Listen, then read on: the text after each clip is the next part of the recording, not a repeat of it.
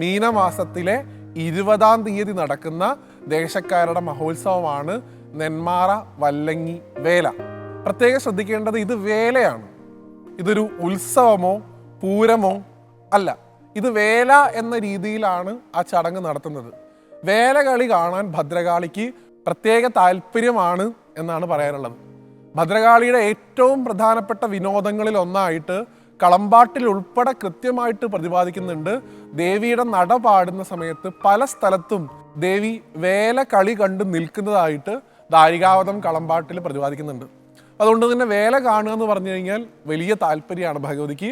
ആഘോഷമായിട്ട് ഒരു പടഹാദി വിഭാഗത്തിലുള്ള ഒരു ഉത്സവം എങ്ങനെയാണോ നടക്കുന്നത് അതുപോലെയാണ് നെന്മാറ വല്ലങ്ങി ദേശക്കാര് ആ നെല്ലിക്കുളങ്ങര ഭഗവതിയെ സന്തോഷിപ്പിക്കാനായി വർഷം തോറും ഈ വേല മഹോത്സവം നടത്തുന്നത്.